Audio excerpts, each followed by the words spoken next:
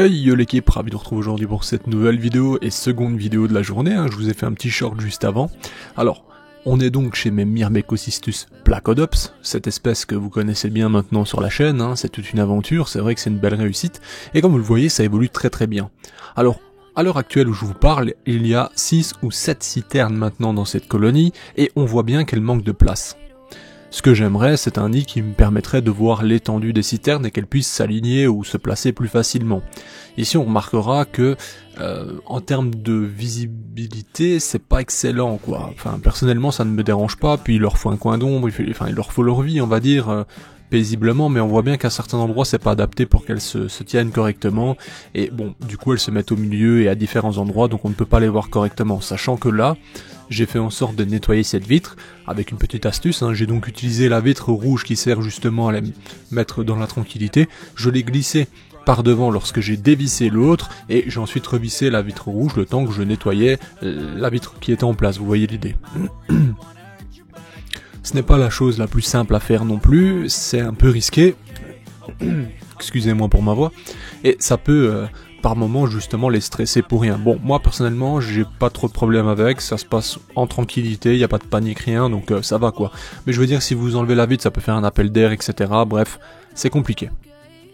Mon but étant de trouver un nouveau nid, cependant je vous avoue que des nids similaires avec un petit peu plus de grandeur à l'intérieur coûtent 45, 50 euros, 60 euros, alors que bon, ma colonie a déjà besoin d'un nid nettement plus grand en fait, sachant qu'on est sur 40, 50, 60 ouvrières sans trop de problèmes, plus 5 ou 6 citernes. Certes, il y en a actuellement que 3 remplies, mais les autres, petit à petit, se gavent de plusieurs liquides ou de protéines, etc. Donc, dès qu'il y aura un moment, elles vont peut-être se gaver d'un liquide qu'elles apprécient, et on pourrait voir assez rapidement donc 6, 7 citernes remplies, et à ce moment-là, ça prend un tout autre espace.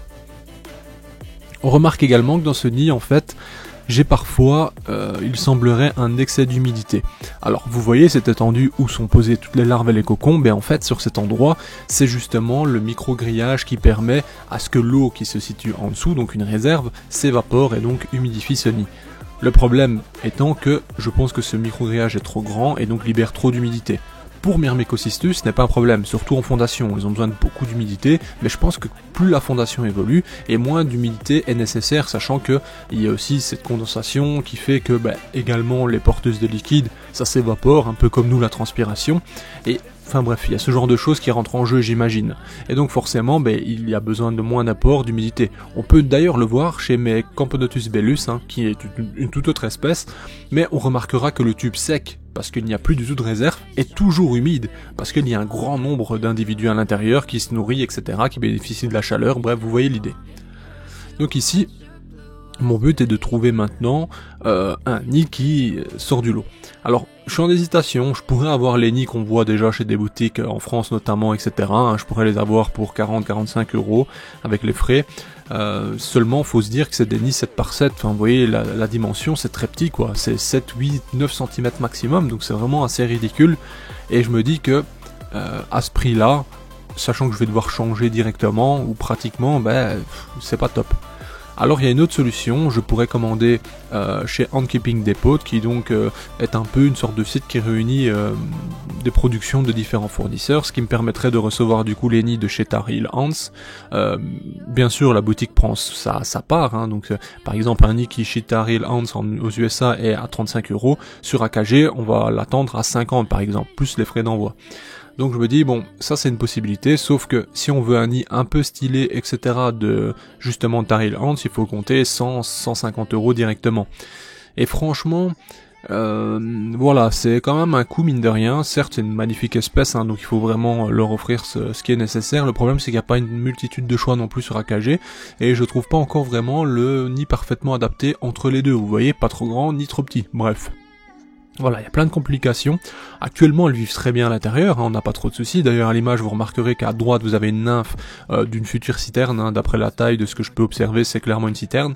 On a également une énorme larve que vous avez vue dans les images qui, elle aussi, elle est déjà un peu jaunie, un peu... Voilà, on voit qu'elle est en train de se transformer de nymphosée. Donc voilà, c'est pareil, elle n'a pas réussi à tisser, donc on a un petit excès d'humidité. Bref, revenons-en à nos moutons. voilà, je vais chercher un nid, tôt ou tard j'en trouverai un, quoi qu'il arrive, on sera satisfait, il n'y a pas de souci avec ça.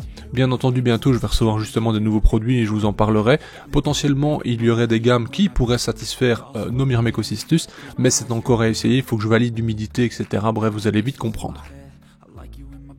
Mis à part ça, dans l'ensemble, franchement, je suis vraiment satisfait, hein. Vous connaissez un peu l'histoire, Myrmecocystus, de manière générale. De ce que j'ai pu observer, notamment sur Instagram, il y a des gens qui sont sur place, hein, au Texas, en Californie, enfin bref, dans ces zones-là, où on peut trouver de la Myrmecocystus. En fait, même eux à la récolte, sur une semaine, il y a déjà 30-40% de décès, sans aucun problème, alors que les conditions sont bonnes, que tout est bien, enfin vous voyez l'idée. Donc, déjà là, on sait que c'est un haut taux de mortalité, en fait. Ensuite, quand elles passent leur fondation, qu'elles ont leurs premières ouvrières, à ce moment-là, on a encore, 25-30% de mortalité. Donc on est encore sur un moment où c'est délicat.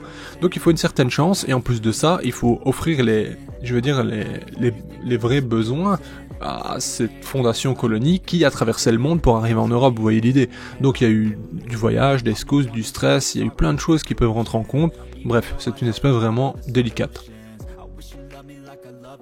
Je vous conseillerais d'ailleurs que si vous n'êtes pas prêt à dépenser 100-150 € et les voir potentiellement partir en fumée un peu de temps après, actuellement n'achetez pas ce type d'espèce parce que je vous assure que ça comporte des vrais risques, quoi. C'est pour ça également que le jour que je me séparais de cette colonie, je vous le dis honnêtement, ça va valoir un beau billet, quoi. Je vais pas vendre ça ni la brader parce que ça a clairement une grosse qualité. Bon, on n'en est pas là, hein. J'aimerais vous montrer une centaine de citernes avant même qu'on imagine les vendre, mais franchement, tout ça pour conclure, je vais vous dire que c'est vrai que c'est très rare de réussir des colonies comme celle-ci. Il y en a bien sûr des gens qui ont réussi, hein, en France, en Belgique, en Suisse, peu importe, mais je vous avoue que c'est pas évident, donc voilà, je vous souhaite le meilleur si vous tentez l'aventure avec ce type d'espèce, mais voilà, moi personnellement je dirais que il faut être prêt à perdre un beau billet.